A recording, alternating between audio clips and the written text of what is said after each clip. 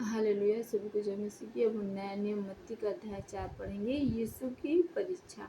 तब आत्मा यीशु को जंगल में ले गया ताकि इब्लिस से उसकी परीक्षा हो। वह 40 दिन और 40 रात निराहार रहा। तब उसे भूख लगी। तब परखने वाले ने पास आकर उससे कहा कि यदि तू परमेश्वर का पुत्र है तो कह दे कि ये पत्थर रोटियां बन जाए। यीशु ने उत्तर दिया, लिखा है, मनुष्य केवल रोटी से नहीं परंतु हर एक वचन से जो परमेश्वर के मुख से निकलता है जीवित रहेगा। हालेलुया।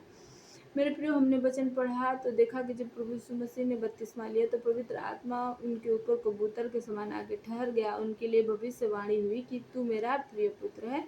तो हम आगे वचन पढ़ते हैं कि वही पवित्र आत्मा परमेश्वर को जंगलों में ले गया कि ताकि इब्लिस यानी शैतान से उसकी परीक्षा हो सके। तो जब प्रभु यीशु मसीह आत्मा की अगुवाई में चलते गए, जब वो जंगलों में गए, जब उन्होंने अपना जीवन अलगताई में व्यतीत किया, तो वो प्रभु में 40 दिन और 40 रात उपवास रहे। तो उन्हें भूख लगी।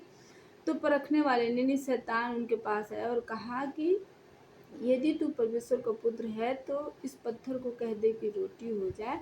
तो प्रभु ने उसे उत्तर दिया कि मनुष्य केवल रोटी से नहीं वरन परमेश्वर के मुख से निकले हुए हर एक वचन से जीवित रहेगा। मेरे प्रियो, हमारे आत्मिक पिता कहते हैं कि शैतान भी वचन की समझ रखता है, उसे वचन का ज्ञान है। इसलिए प्रभु यीशु मसीह ने उसे ये नहीं कहा कि हे शैतान, अभी थोड़ी देर पहले मेरे लिए भविष्यवाणी हुई थी कि मैं परमेश्वर का पुत्र हूँ, परमेश्वर मुझसे प्रसन्न है, बल्कि उसे वचन के बीच से हराया कि शैतान, वचन में लिखा है कि मनुष्य केवल रोटी से नहीं वरन परमेश्वर के मुख से निकले हुए वचन के अनुसार भी अपने जीवन को व्यतीत करता है। हालेलुया। मेरे प्रियो, ये वचन पुराने नियम में लिखा है। जब हम पढ़ेंगे तो समझेंगे। यहाँ मैं आप सभी को क्या समझाना चाहती हूँ कि इस वचन को हम पढ़ते हैं तो ये समझते हैं कि शैतान हमारे जीवन में हमारी वर्तमान ज़रूरतों के अनुसार ही अटैक करता है, हमें उत्तेजित करता है कि यदि हम जीवित परमेश्वर को मानते हैं, जो प्रार्थनाओं को सुनता है और तुरंत उत्तर देता है, वो अपने जनों की प्रार्थनाओं को टालता नहीं। तो तुम्हारे जीवन में ये बीमारी क्यों है, ये गरीबी क्यों है, लाचारी क्यों है, तो क्यों नहीं इसे दूर करता।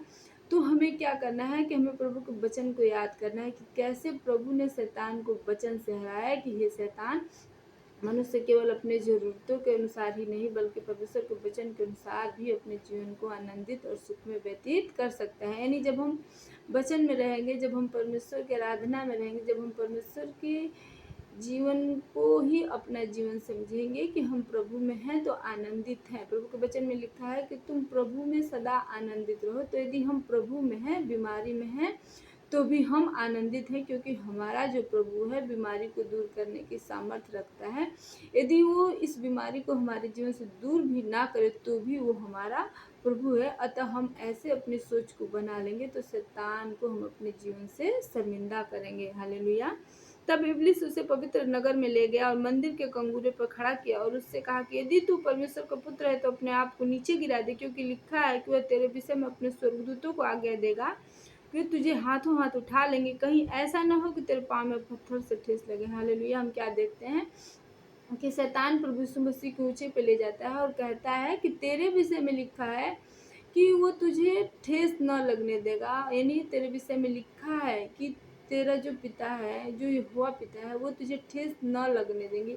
देखिए, हम क्या समझते हैं कि शैतान को मालूम है, तभी तो वो कह रहा है कि लिखा है, तेरे विषय में लिखा है कि वो तुझे ठेस न लगने देगा, वो अपने स्वर्गदूतों को आज्ञा देगा कि तुझे हाथों हाथ उठा लेंगे। हालेलुया। मेरे प्रियो, शैतान भी प्रभु को समझता है, क्योंकि प्रभु का एक अभिषिक्त स्वर्गदूत था, वो प्रभु के करीब रहता था, प्रभु की महिमा किया करता था। तो प्रभु परमेश्वर को समझता है, उसकी योजनाओं को भी समझता है।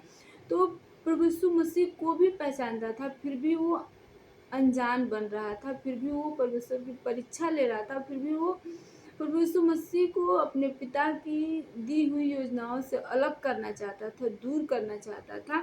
तो वो कह रहा है कि लिखा है, यानी उसे वचन की समझ है कि वचन में लिखा है कि वो अपने पुत्र को, अपनी संतान को, अपने चुने हुए को उसके पाँव में भी ठेस न लगने देगा, अपने स्वर्गदूतों को आज्ञा देगा कि उसे हाथों हाथ उठा लेंगे।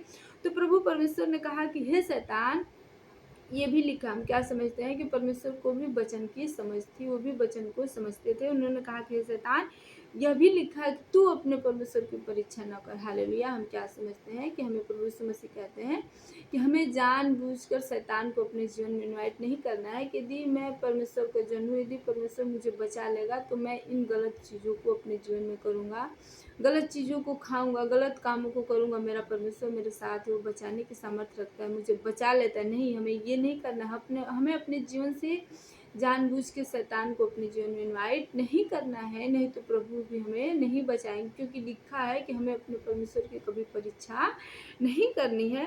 फिर इब्लिस उसे एक बहुत ऊंचे पहाड़ पर ले गए, सारे जगत का राज्य और उसका वैभव दिखाकर उससे कहा कि यदि तू गिर कर मुझे प्रणाम करे तो मैं सब कुछ तुझे दूंगा। तब यीशु ने उससे कहा कि हे शैतान, दूर हो जाए, क्योंकि लिखा है कि तू अपने परमेश्वर को प्रणाम कर और उसी की उपासना कर। हालेलुया।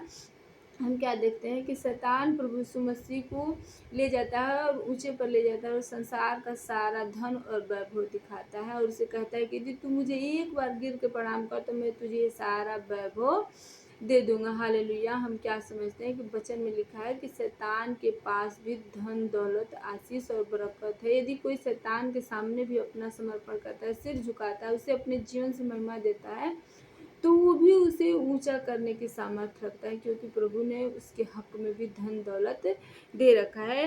हालेलुया। हमारे आत्मिक पिता कहते हैं कि शैतान के पास आशीषें हैं लेकिन शैतान के पास शांति नहीं है, क्योंकि उसने प्रभु यीशु मसीह को ये कहा कि मैं तुझे संसार का सारा धन और वैभव दे दूंगा, लेकिन उससे ये नहीं कहा कि मैं तुझे शांति दूंगा जो तेरे जीवन में अत्यधिक आवश्यकता है। हालेलुया। मेरे प्रियो, यदि हमारे पास संसार के हर एक आशीष हो, हर एक धन हो, और यदि हमारे जीवन में सच्ची शांति न हो जो हमें प्रभु यीशु मसीह के द्वारा ही मिलती है, तो हम उस धन के साथ भी बेचैन और विकल अपने जीवन को व्यतीत करेंगे। हमें शांति की अनुभूति नहीं रहेगी, तो हम धन के साथ भी अपने जीवन में हमेशा बेचैन ही रहेंगे। कभी भी हम अपने जीवन को आनंद के साथ व्यतीत नहीं कर पाएंगे। हालेलुया।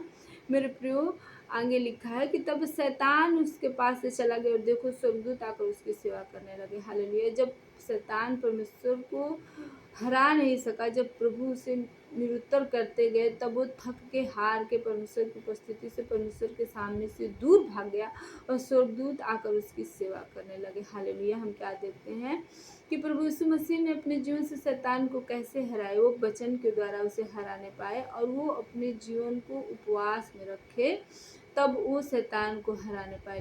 परमेश्वर के वचन में लिखा है कि शैतानी जो जाती है वो उपवास और प्रार्थना और वचन के द्वारा ही हमारे जीवन से दूर होती है। हालेलुया। यदि हमारे जीवन में शैतान काम कर रहा है, हमारे जीवन में कोई कमी है, तो हमें उस कमी को कैसे दूर करना है? उपवास, प्रार्थना और वचन के द्वारा। यदि हमें वचन की समझ न रहेगी, यदि हम उपवास में अपने जीवन को व्यतीत न करेंगे, यदि हम प्रार्थना में अपने जीवन को व्यतीत न करेंगे, तो शैतान हमारे जीवन से कभी भी दूर नहीं होगा। हालेलुया। हम क्या देखते हैं कि यदि शैतान परमेश्वर के पास से दूर गया, प्रभु यीशु मसीह के पास से दूर गया, तो स्वर्गदूत आकर उसकी सेवा टहल करने लगे। तो हम क्या समझते हैं कि यदि हम भी प्रभु के वचन के नीचे अपने जीवन को व्यतीत करेंगे, तो परमेश्वर हमारे जीवन में भी अपने स्वर्गदूतों को, अपने सहायकों को हमारे जीवन में भेजेंगे और हम भी अपने जीवन को सुखमय व्यतीत करेंगे। आमीन।